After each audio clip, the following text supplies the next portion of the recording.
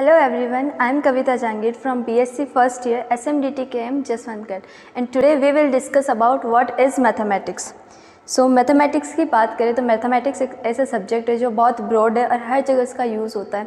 इसकी डेफिनेशन की हम बात करें तो mathematics is the branch of science which deals with the matter of shapes, patterns, arrangement, structure, logic, ये सब मैथमेटिक्स में इंक्लूड होते हैं।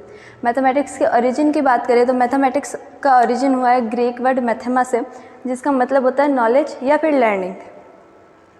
अब मैथमेटिक्स के ब्रांचेस की बात करें तो मेनली इसकी दो ब्रांचेस होती है, प्योर मैथमेटिक्स और अप्लाइड मैथमेटिक्स।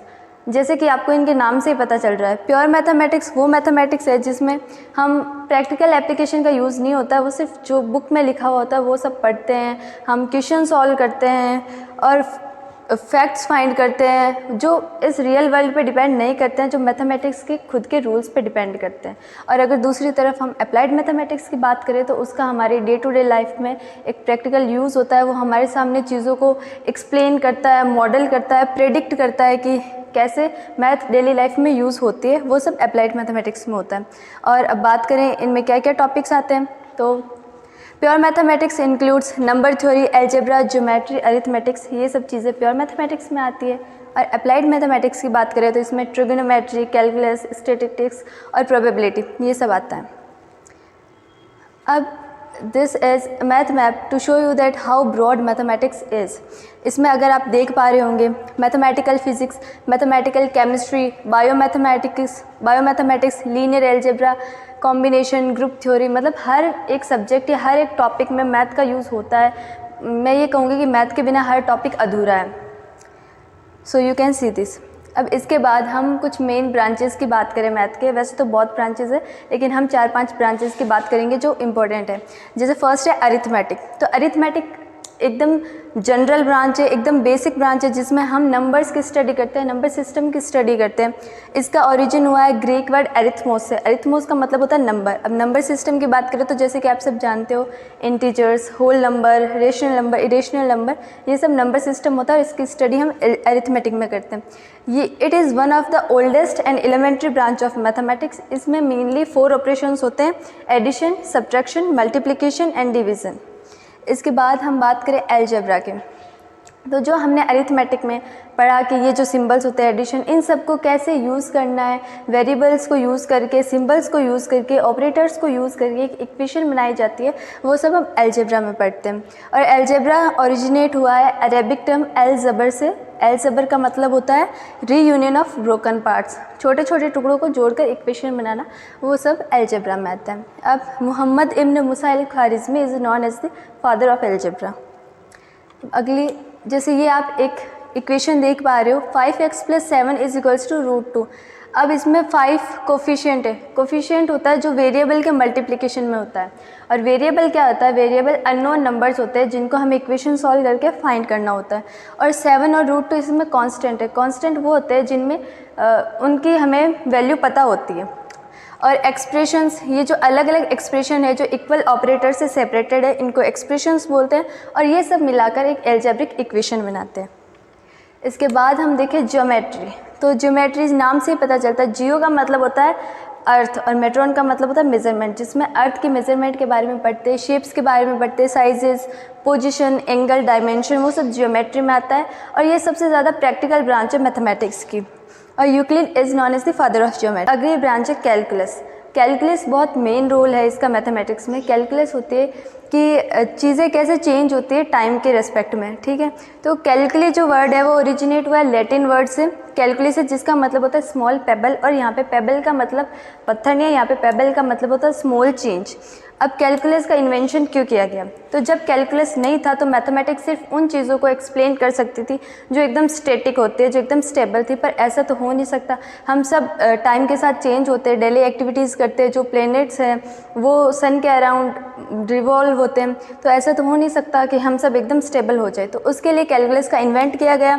तो फिर कैलकुलस हमें बताता है कि पार्टिकल्स, स्टार्स या मैटर्स होते हैं वो कैसे मूव करते हैं। अब जैसे हमारे हर तरफ चेंज है, बेबीज़ ग्रो होते हैं, वो बढ़ते हैं, और पॉपुलेशन बढ़ती रहती है, और हमारा बैंक बैलेंस है वो बढ़ता रहता है या घटता रहता है, वेदर है वो चेंज होता रहता है। तो ये सब चेंज के एग्जाम्पल है।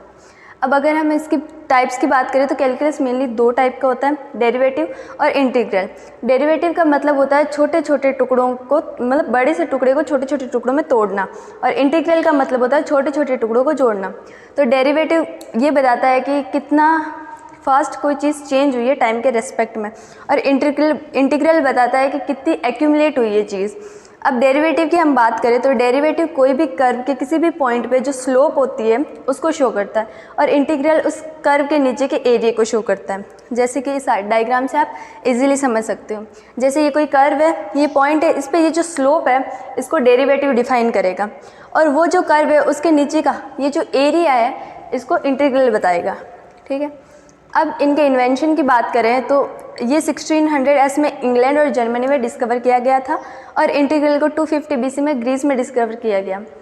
लेकिन मेन पॉइंट ये है कि इन दोनों को अलग अलग टाइम और अलग अलग जगह पे डिस्कवर करने के बावजूद भी ये दोनों एक दूसरे के एंटी थे। अब बात करें ट्रिग्नोमेट्री की, तो ट्रिग्नोमेट्री है। अब अगली हम बात करें ट्रिग्नोमेट्री की, तो ट्रिग्नोमेट्री में हम क्या पढ़ते हैं, ट्रायंगल्स के बारे में पढ़ते हैं, उनकी साइड, लेंथ और एंगल के बारे में पढ़ते हैं। ट्रिग्नोमेट्री ज्योमेट्री से ही बनी है, ज्योमेट्री का एक पार्ट है। इसका ओरिजिन हुआ है ट्रिग्नोन वर्ड से। ट्रिग्नोन का मतलब होता है ट्राइंगल, और मेट्रोन का मतलब होता है मेजरमेंट, मतलब ट्राइंगल्स की मेजरमेंट के बारे में जो स्टडी करते हैं वो ट्रिग्नोमेट्री में आती है। Hipparchus is known as the father of trigonometry. इन्होंने ना सिर्फ ट्रिग्नोमेट्री को थ्योरेटिकली डिस्क्राइब किया, बल्कि इन्होंने एक किताब भी लिखी थी जिसमें इन्होंने बताया कि इसका प्रैक्टिकल यूज़ कैसे होता है ट्रिग्नोमेट्री का हमारे रियल लाइफ में। अब ट्रिग्नोमेट्री के कुछ एग्जांपल्स हम रियल लाइफ में देखें तो जो बिल्डिंग्स होती है और माउंटेन्स होते हैं उनकी हाइट को मेज़र करने में ट्रिग्नोमेट्री यूज़ होता है। क्रिमिनोलॉजी मतलब जैसे कोई केसेस आते हैं जिनमें गोली से किसी का मर्डर किया होता है, तो गोली किस एंगल पे चली है, तो वो सब क्रिमिनोलॉजी में आता है, और वो सब ट्रिग्नोमेट्री के हेल्प से पता करते हैं। फिर कार्टोग्राफी मतलब क्रिएशन ऑफ मैप्स के क्रिएशन में कैसे ट्रिग्नोमेट्री यूज़ होती है। फिर ओशियोनोलॉजी मतलब ओशंस में जो टाइड्स आते हैं उनकी हाइट को मेज़र करने के लिए भी ट्रिग्नोमेट्री का यूज़ किया जाता है। फिर इसके बाद हम देखें तो गैलीलियो का नाम तो आपने सुना ही होगा। तो उन्होंने एक फेमस कोट लिखा था कि the laws of nature are written in the language of mathematics. जैसे हम एक दूसरे से अलग अलग लैंग्वेजेस में कम्युनिकेट करते हैं, वैसे ही मैथमेटिक्स के थ्रू ये जो नेचर है वो हमसे कम्युनिकेट करता है।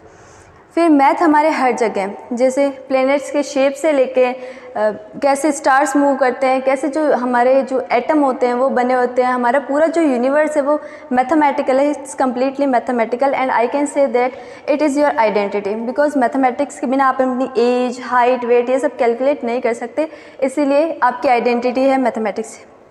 फिर applications of mathematics in daily life, तो अगर बात करें हमारी डेली लाइफ में तो मैथमेटिक्स हर जगह यूज़ होता है।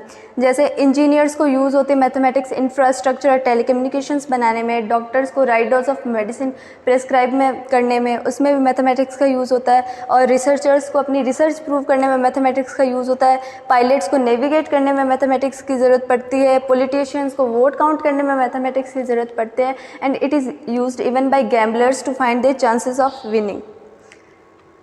फिर हम जनरल लाइफ में देखें तो जैसे कुकिंग है तो कितने टेबल स्पून सॉल्ट डालना है, वो सब मैथमेटिक्स की हेल्प से होता है। और शॉपिंग की बात करें तो शॉपिंग लड़कियों को बहुत पसंद होती है, तो उसमें कितना डिस्काउंट है, कितना गेन होगा, कितना प्रॉफिट होगा, ये सब मैथमेटिक्स की हेल्प से होता है। फिर बैंक बैलेंस को मैनेज करने में और होम डेकोर में भी मैथमेटिक्स का यूज़ होता है कि कितना पार्ट कवर करना है, किस जगह क्या करना है, इतना एरिया, वो सब मैथमेटिक्स की वजह से होता है। और स्पोर्ट्स में भी, स्पोर्ट्स में जो पिच बनाए जाते हैं वो सब उनमें एंगल्स यूज़ होते हैं, मैथमेटिक्स सब उनमें यूज़ होती है।